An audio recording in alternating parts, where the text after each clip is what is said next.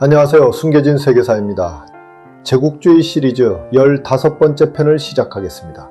지난 편들에서 우리는 한 가지를 함께 보았습니다. 미국이라는 나라가 어떻게 가면을 써왔는지를 말입니다. 냉전이라는 가면이 있었습니다. 그 가면 아래에서 움직이던 보이지 않는 손이 있었습니다. 테러와의 전쟁이라는 가면이 있었고, 이스라엘이라는 끝내 풀리지 않던 의문이 있었습니다. 지난 편들에 걸쳐 우리는 그 가면들을 하나씩 벗겨냈습니다. 그런데 오늘은 질문이 조금 다릅니다. 미국은 왜 그 가면을 더 이상 쓸 수 없게 되었을까요? 많은 사람들이 말합니다. 미국이 변했다고, 더 이상 우아하지 않다고, 어쩌다 트럼프 같은 인물이 2번이나 대통령이 되었냐고. 그 변화가 2016년 어느 날 갑자기 찾아온 것이라고 믿습니다. 그러나 오늘 우리가 도달할 결론은 그렇지 않습니다. 미국은 변하지 않았습니다. 다만 변하지 않은 척할 여유가 없어진 것입니다. 오늘 이야기는 한 사람의 잘못에 관한 것이 아닙니다. 한 시스템이 어떻게 스스로의 한계에 부딪혔는가에 관한 것입니다. 그 시작점은 의외로 멀리 있습니다. 지금으로부터 반세기도 더 전입니다. 1971년의 어느 여름밤으로 거슬러 올라가 보겠습니다. 시작하겠습니다.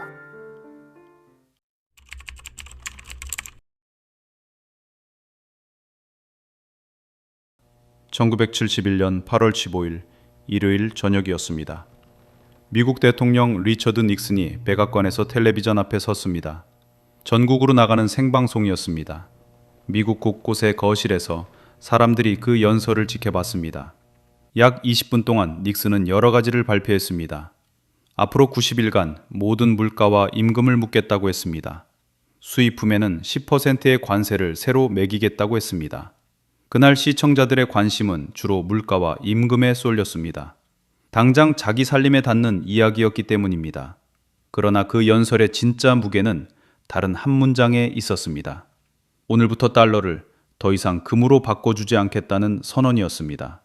이 한 문장이 왜 그토록 무거웠을까요? 여기서 27년을 거슬러 올라가야 합니다. 1944년 2차 세계대전이 끝나갈 무렵이었습니다. 연합국 대표들이 미국의 한 작은 마을에 모였습니다. 브레튼 우즈였습니다. 이 시리즈에서 한번 다룬 적이 있는 바로 그 자리입니다. 그들은 그곳에서 전쟁 이후의 세계 경제를 떠받칠 규칙을 정했습니다. 그 규칙의 한가운데에 미국 달러가 있었습니다. 금 한 온수의 값을 35달러로 고정했습니다. 세계의 모든 통화는 그 달러에 자기 값을 맞췄습니다. 그리고 미국은 한 가지를 약속했습니다. 누구든 달러를 가져오면 정해진 값으로 금을 내주겠다는 약속이었습니다. 이 약속 위에서 전후 27년의 세계 경제가 돌아갔습니다. 달러는 금만큼이나 믿을 수 있는 돈이 되었습니다. 그런데 세계 경제의 덩치가 점점 커졌습니다. 게다가 미국의 씀씀이도 갈수록 해퍼졌습니다. 그럴수록 미국은 더 많은 달러를 찍어냈습니다. 그러나 달러를 풀면 풀수록 금으로 바꿔줄 능력은 줄어들었습니다. 세상에 풀린 달러는 미국이 가진 금보다 훨씬 빠르게 불어났습니다. 1971년에 이르자 세계에 풀린 달러가 미국 금 보유고의 4배에 달했습니다. 그 달러를 가진 나라들이 한꺼번에 금을 요구한다면 미국의 금고는 순식간에 바닥날 상황이었습니다. 특히 1960년대 내내 베트남 전쟁에 막대한 돈이 들어갔습니다. 전쟁 비용을 대느라 미국은 달러를 더 많이 찍어냈습니다. 약속을 지킬 수 없는 순간이 점점 다가오고 있었습니다. 바로 그 무렵 닉슨이 결단을 내립니다.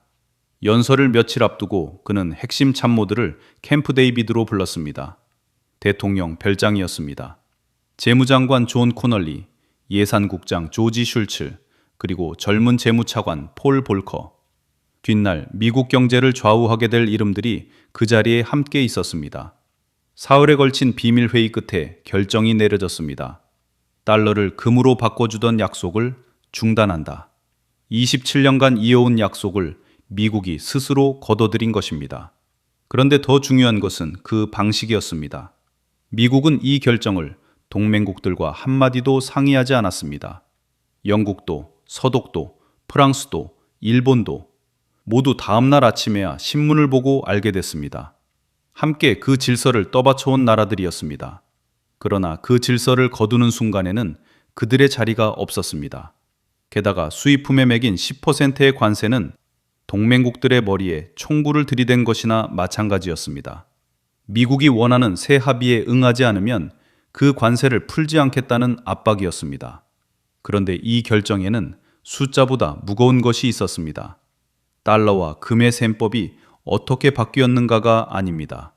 그날 미국이 무엇을 내려놓았는가입니다.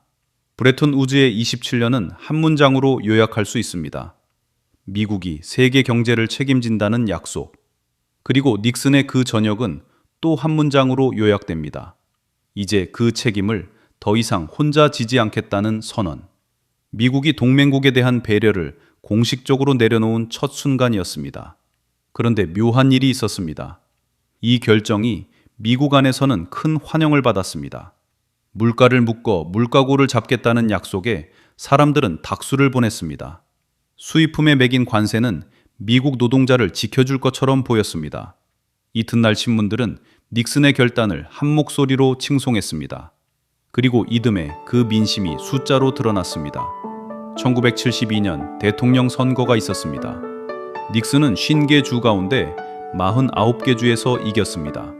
상대 후보가 가져간 곳은 매사추세츠 단 한 주뿐이었습니다. 미국 현대사에서 손꼽히는 압승이었습니다. 이것은 무엇을 뜻할까요? 미국 국민은 동맹국을 배려하지 않은 그 결정을 벌하지 않았습니다. 오히려 압도적으로 지지했습니다. 먼 훗날 우리가 미국 우선이라 부르게 될 그 정서는 사실 이때 이미 거기에 있었습니다. 트럼프가 그 말을 선거 구호로 내걸기 반세기도 더 전의 일이었습니다. 그 정서를 누구보다 솔직하게 드러낸 사람이 있었습니다. 닉슨의 재무장관 존 코널리였습니다. 닉슨의 그 연설로부터 넉 달이 채 지나지 않은 때였습니다. 1971년 늦가을 이탈리아 로마에 세계 주요국 재무장관들이 모였습니다. 무너진 질서를 대신할 새로운 환율 체제를 협상하는 자리였습니다. 유럽의 장관들은 불만이 가득했습니다. 미국이 일방적으로 약속을 거뒀고 그 피해가 고스란히 자신들에게 돌아왔기 때문입니다. 그들이 가장 두려워한 것은 미국의 물가였습니다. 미국이 달러를 마구 찍어내면 그 물가 상승이 온 세계로 번졌습니다. 미국의 문제가 곧 세계의 문제가 되는 구조였습니다. 장관들은 코널리에게 책임 있는 태도를 보여달라고 요구했습니다. 그러자 코널리가 짧게 받아쳤습니다. 달러는 우리 돈이지만 그건 당신들 문제요. 회의장의 장관들은 할 말을 잃었습니다. 짧은 한마디였습니다. 그러나 그 안에 앞으로 50년의 미국이 담겨 있었습니다. 달러는 우리 돈이다. 미국의 이익이 먼저라는 뜻이었습니다. 문제는 당신들 몫이다. 그 대가는 동맹국이 알아서 감당하라는 뜻이었습니다. 미국이 만든 질서의 비용을 다른 나라들이 대신 치르는 구조. 코널리는 그것을 외교적 수사 하나 없이 내뱉었습니다. 그런데 이 말은 공식 석상의 연설이 아니었습니다. 협상 테이블에서 사적으로 오간 말이었습니다. 공식적으로 미국은 여전히 우아한 언어를 썼습니다. 동맹의 단결, 자유진영의 협력, 함께 만드는 번영. 겉으로는 그렇게 말하면서 속으로는 코널리처럼 생각했습니다. 그리고 이 분열은 그 후로 50년을 이어집니다. 이렇게까지 거침없던 코널리는 어떤 사람이었을까요? 그는 텍사스 출신의 노련한 정치인이었습니다. 원래는 민주당 사람이었지만 닉슨이 그를 재무장관으로 불러들였습니다. 8년 전인 1963년 그는 죽음의 문턱까지 갔던 사람이기도 했습니다. 케네디 대통령이 암살되던 날 그는 같은 차에 타고 있었습니다. 당시 텍사스 주지사였던 그 역시 총에 맞아 크게 다쳤습니다. 그러나 살아남았습니다. 닉슨은 그를 깊이 신뢰했고 한때는 후계자감으로 여긴다는 이야기까지 나돌았습니다. 그만큼 단단하고 거침없는 사람이었기에 그런 말도 할 수 있었습니다. 이제 시간을 50년 뒤로 옮겨보겠습니다. 1971년에 코널리는 말했습니다. 달러는 우리 것, 문제는 너희 몫이라고. 2017년에 트럼프는 말했습니다. 미국이 먼저라고. 이듬해 그는 나토 동맹국들이 제 몫의 돈을 내지 않는다며 몰아세웠습니다. 쓰는 단어는 달랐지만 그 밑에 흐르는 정서는 똑같았습니다. 다른 점은 단 하나였습니다. 코널리는 그 말을 닫힌 회의실 안에서 했습니다. 트럼프는 그 말을 수만 명 앞 연단에서 외쳤습니다. 그동안 사적인 본심으로만 남아있던 것이 마침내 공식 구호가 된 것입니다. 그래서 트럼프는 어느 날 갑자기 나타난 인물이 아닙니다. 오히려 미국 본심의 정직한 계승자라 할 수 있습니다. 그러나 미국은 여전히 우아한 가면을 유지하려 했습니다. 그리고 그 우아한 겉모습을 지키기 위해 해가 갈수록 점점 더 큰 비용을 치러야 했습니다. 1971년 미국은 첫 균열을 만들었습니다. 그리고 그 균열을 메우는 데에는 갈수록 더 큰 힘이 들었습니다. 그 비용이 가장 먼저, 가장 가혹하게 드러난 때가 1980년대였습니다. 이야기는 1979년에서 시작됩니다. 그해 한 사람이 미국의 중앙은행인 연준의 수장이 됐습니다. 폴 볼커였습니다. 8년 전 캠프 데이비드의 그 비밀 회의에 있던 젊은 재무차관, 바로 그 사람이었습니다. 이번에는 미국 경제 전체를 쥐고 흔드는 자리에 올랐습니다. 당시 미국은 끔찍한 물가고에 시달리고 있었습니다. 물가가 한 해 두 자릿수로 치솟았습니다. 볼커의 처방은 단순하고 가혹했습니다. 경제가 휘청일 때까지 금리를 올린다. 1981년 미국의 기준금리는 20%에 이르렀습니다. 일찍이 없던 수준이었습니다. 이 결정의 금융 논리는 잠시 접어두겠습니다. 우리가 볼 것은 그 결정이 세계에 무엇을 했는가입니다. 미국이 금리를 올리자 달러의 값이 치솟았습니다. 문제는 달러로 빚을 진 나라들이었습니다. 1970년대 많은 개발도상국이 미국 은행에서 달러를 빌렸습니다. 그런데 그 빚의 이자가 하루아침에 감당할 수 없이 불어났습니다. 1982년 멕시코가 먼저 무너졌습니다. 빚을 갚을 수 없다고 두 손을 들었습니다. 곧이어 중남미 전체가 같은 길을 걸었습니다. 이 시기를 두고 라틴 아메리카는 잃어버린 10년이라 부릅니다. 가난한 이들을 위한 돈도 학교에 쓸 돈도 모두 빚을 갚는 대로 빨려 들어갔습니다. 미국 한 나라가 제 물가를 잡으려던 결정이 수십 개 나라의 살림을 무너뜨린 것입니다. 한국도 예외가 아니었습니다. 지난 편에서 본 그 굳건한 한미 동맹조차 이 충격을 막아주지는 못했습니다. 어디서 본 장면 아닙니까? 달러는 우리 것, 문제는 너희 목. 볼커의 결정은 코널리의 그 한마디를 행동으로 옮긴 것이었습니다. 다만 미국은 여전히 우아한 말을 멈추지 않았습니다. 겉으로는 자유진영의 단결을 말하면서 안으로는 동맹과 약소국의 비용을 떠넘겼습니다. 말과 행동의 거리가 점점 더 벌어졌습니다. 같은 시기 미국은 또 하나의 장치를 단단히 했습니다. 세계의 석유를 오직 달러로만 사고 팔게 만든 것입니다. 이로써 달러는 누구도 거부할 수 없는 돈이 되었습니다. 대신 미국은 석유를 진 사우디의 왕정을 지켜주기로 했습니다. 그 나라가 독재든 아니든 묻지 않았습니다. 달러의 패권과 중동의 독재가 한 묶음으로 엮인 것입니다. 여기에 하나가 더해졌습니다. 국영기업을 팔고 규제를 풀고 모든 것을 시장에 맡기라는 처방. 미국과 영국이 앞장선 이른바 신자유주의였습니다. 이 처방은 빚에 쪼들린 나라들의 조건으로 강요됐습니다. 돈을 빌려줄 테니 너희 경제를 이렇게 바꾸라는 것이었습니다. 이렇게 미국식 시스템이 세계의 표준이 되어 갔습니다. 미국에는 당장 큰 이익이었습니다. 그러나 바로 이 표준화가 훗날 중국 같은 나라의 부상을 가능하게 한다는 것을 그때의 미국은 알지 못했습니다. 그리고 1980년대가 저물 무렵 미국에게 뜻밖의 일이 일어났습니다. 1989년 베를린 장벽이 무너졌습니다. 이어 1991년 소련이 해체됐습니다. 미국이 40년간 써온 가장 강력한 가면, 공산주의를 막는다는 그 명분이 한순간에 사라진 것입니다. 맞설 적이 없는 패권은 명분을 잃습니다. 그러나 미국은 가면을 벗는 대신 갈아 끼웠습니다. 인권을 말하고 곧이어 테러와의 전쟁을 말했습니다. 다만 새 가면들은 옛 가면만큼 단단하지 못했습니다. 그래서 미국은 가면을 점점 더 자주 바꿔 써야 했습니다. 가면을 바꾸는 일에도 그때마다 비용이 들었습니다. 1980년대는 미국이 가장 화려해 보였던 시절입니다. 레이건은 그 시대를 미국의 아침이라 불렀습니다. 그러나 그 화려함의 비용은 미국이 아니라 다른 나라들이 치르고 있었습니다. 잃어버린 10년을 겪은 중남미가, 독재에 갇힌 중동의 사람들이, 강요된 처방의 휘청인 개발도상국들이 보이지 않는 곳에서 그 비용을 부담했습니다. 비용을 밖으로 떠넘기는 동안 미국은 풍요로웠습니다. 그러나 밖으로 떠넘긴 비용은 언젠가 반드시 돌아오게 되어 있었습니다. 그 청구서가 미국 자신에게 되돌아온 날이 2008년 가을이었습니다.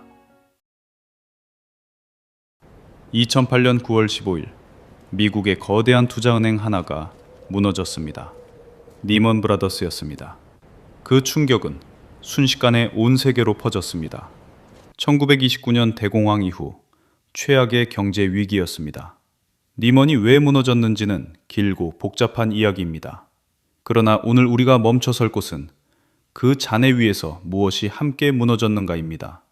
미국은 2차 세계대전 이후로 세계에 한 가지를 팔아왔습니다. 우리 방식이 가장 옳다는 믿음이었습니다. 시장에 맡겨라. 규제를 풀어라. 정부는 손을 떼라.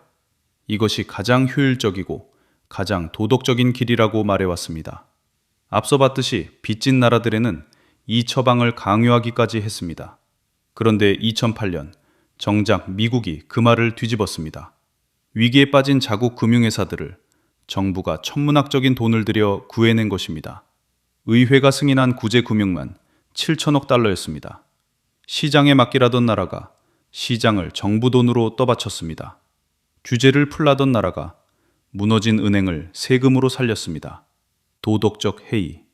미국이 수십 년간 다른 나라들에게 가르쳐온 그 말이 이제는 미국 자신에게 가장 정확히 들어맞았습니다. 더 깊은 분노는 그 다음이었습니다. 위기를 만든 사람들이 처벌받지 않았습니다. 가난한 이들은 집을 잃고 거리로 나왔는데 그 집을 담보로 위험한 장난을 친 금융 임원들은 구제금융을 받은 회사에서 거액의 보너스를 챙겼습니다. 감옥에 간 사람은 거의 없었습니다. 잘못한 자가 벌받지 않고 오히려 보호받는 광경. 미국 시민들은 그것을 똑똑히 지켜봤습니다. 이 분노는 곧 두 갈래로 터져나왔습니다. 한쪽에서는 월스트리트를 점령하자는 외침이 일었습니다. 우리는 99%다. 그러나 그 운동은 오래가지 못하고 흩어졌습니다. 다른 한쪽에서는 또 다른 분노가 자라고 있었습니다. 엘리트들이 자기들끼리만 해먹는다는 분노였습니다. 이 정서는 조용히 쌓여갔습니다. 그리고 8년 뒤, 바로 이 분노가 트럼프를 백악관으로 보냅니다. 2008년은 2016년의 씨앗이었습니다. 미국 경제는 그 후로 다시 일어섰습니다. 그러나 한 번 무너진 것은 경제가 아니었습니다. 믿음이었습니다. 우리 시스템이 가장 도덕적이라던 그 명분. 2008년 이후로 세계는 그 말을 더 이상 믿지 않게 됐습니다. 미국이 다시 그렇게 말해도 이제는 고개를 돌리는 사람이 늘어갔습니다. 가면의 신뢰성 자체에 금이 간 것입니다. 그리고 바로 그 해 조용히 한 가지가 더 일어났습니다. 미국이 위기를 수습할 돈을 빌려야 했을 때 그 돈을 가장 많이 대준 나라가 있었습니다. 중국이었습니다. 2008년 중국은 일본을 제치고 미국 국채를 가장 많이 가진 나라가 되었습니다. 미국이 진 빚의 10분의 1을 중국이 주게 된 것입니다. 세계의 무게중심이 조용히 옮겨가기 시작한 순간이었습니다. 그러나 그 이야기는 다음 편들의 몫으로 남겨두겠습니다. 지금까지 우리는 4개의 장면을 지나왔습니다. 1971년의 닉슨 코널리의 한마디, 1980년대의 비용, 그리고 2008년의 붕괴.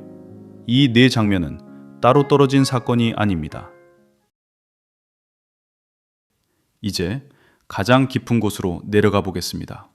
지금까지 본 4장면은 모두 같은 뿌리에서 나왔습니다. 미국이라는 시스템에 처음부터 박혀있던 4가지 모순입니다. 처음에는 이 모순들이 드러나지 않았습니다. 미국이 너무나 강했기 때문입니다. 그러나 세월이 흐르는 동안 모순은 조용히 쌓였습니다. 어느 순간 그 모순을 감당하는 비용이 가면을 쓰는 비용을 넘어서기 시작했습니다. 그 네 가지를 하나씩 보겠습니다. 첫 번째 모순.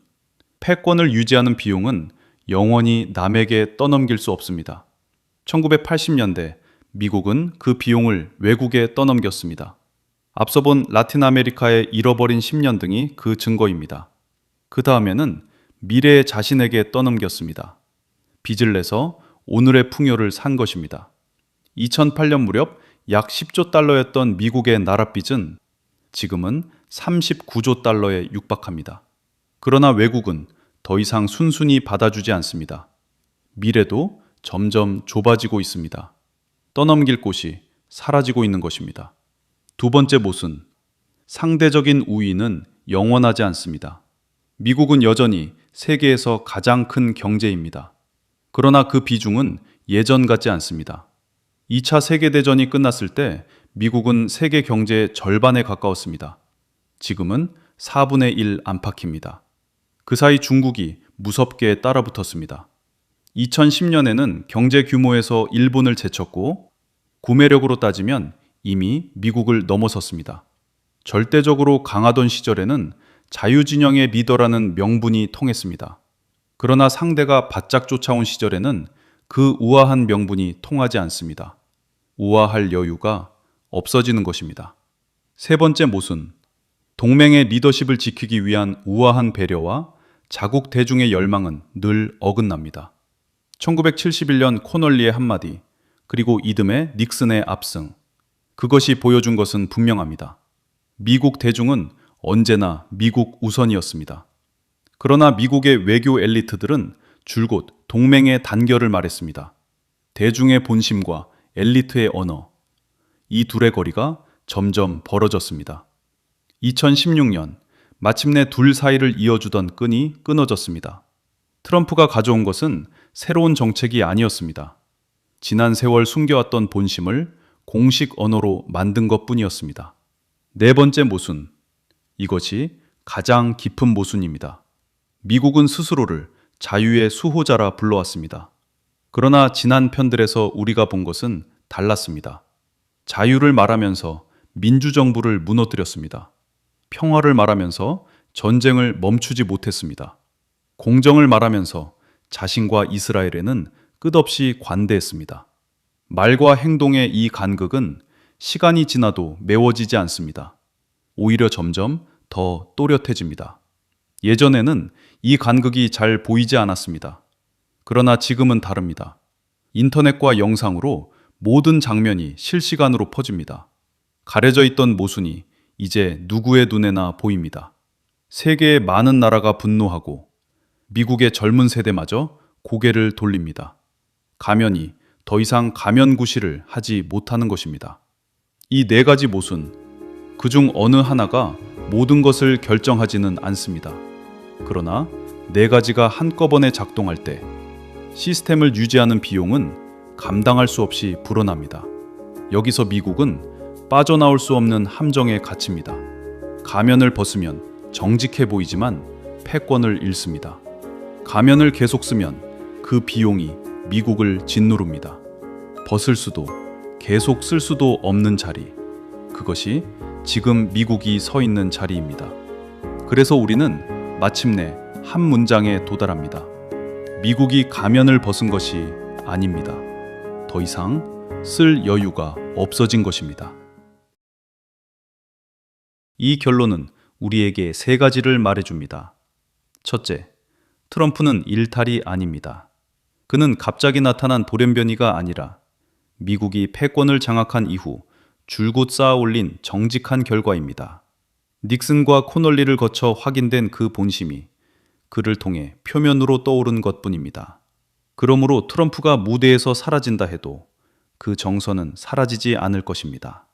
그를 닮은 또 다른 인물이 거듭 나타날 가능성이 큽니다. 둘째, 한번 벗겨진 가면은 다시 쓰기 어렵습니다. 2008년에 무너진 도덕적 신뢰는 끝내 회복되지 않았습니다.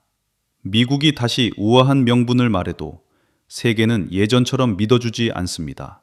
가면을 다시 쓰는 일조차 이제는 새로운 비용이 되는 것입니다. 셋째, 그러나 미국은 가면 없이는 움직일 수 없습니다. 이 시스템은 가면을 전제로 설계됐기 때문입니다. 동맹국들이 미국을 자발적으로 따랐던 이유는 그 명분을 믿었기 때문입니다. 가면이 사라지면 남는 것은 힘으로 누르는 길뿐입니다. 그리고 힘으로 누르는 데에는 가면을 쓰는 것보다 더 큰 비용이 듭니다. 이것이 미국이 처한 가장 깊은 곤경입니다. 이 시리즈에서 우리는 한 가지를 거듭 말해왔습니다. 권력은 언제나 가면을 쓴다고. 그러나 오늘 우리는 한 가지를 더 보았습니다. 모든 가면은 시간이 지나면 결국 벗겨진다는 것입니다. 영국이 그러했습니다. 문명이라는 가면을 쓴 대영 제국은 1914년의 포화 속에서 그 가면을 잃었습니다. 소련도 그러했습니다. 평등을 내세웠던 그 거대한 제국은 1991년 한순간에 무너졌습니다. 그리고 지금 미국이 그 자리에 서 있습니다. 다만 미국의 가면은 조금 더 천천히 벗겨지고 있을 뿐입니다. 이것은 미국만의 일이 아니라 권력이라는 것의 보편적인 운명입니다. 그렇다고 미국이 운명적으로 이렇게 될 수밖에 없었던 것은 아닙니다. 1971년에는 동맹과 의논하는 다른 길이 있었습니다. 1980년대에는 그 비용을 스스로 감당하는 다른 길이 있었습니다. 2008년에는 책임을 제대로 묻는 다른 길이 있었습니다. 매 순간 다른 선택이 가능했습니다. 그러나 미국은 번번이 그 다른 길을 택하지 않았습니다. 시스템이 미국을 그렇게 만든 것이 아닙니다. 미국이 거듭한 선택들이 쌓여서 시스템의 운명을 만든 것입니다. 그렇다면 우리는 지금 어디에 서 있는 걸까요? 가면이 벗겨지고 있는 시대입니다. 그러나 그 다음에 무엇이 올지는 아직 아무도 모릅니다. 새로운 가면이 다시 씌워질 수도 있고 가면이 사라진 야수의 시대가 올 수도 있습니다. 이 편을 시작하면서 저는 질문 하나를 던졌습니다. 미국은 왜 더 이상 그 가면을 쓸 수 없게 되었는가? 이제 그 답을 정리할 때입니다. 많은 사람들은 미국이 변했다고 말합니다. 그러나 미국은 변하지 않았습니다. 다만 변하지 않은 척할 여유가 없어진 것입니다. 가면을 벗은 것이 아닙니다. 더 이상 쓸 여유가 없어진 것입니다. 이 시리즈에서 우리는 여러 제국을 지나왔습니다. 영국과 프랑스, 벨기에와 포르투갈. 그들은 모두 저마다의 가면을 썼습니다. 문명이라는 가면, 사명이라는 가면. 그러나 그 가면들은 하나도 빠짐없이 벗겨졌습니다.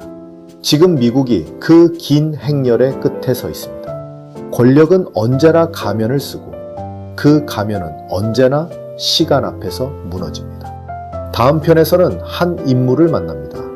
그 가면을 처음으로 스스로 벗어던진 사람, 도널드 트럼프입니다.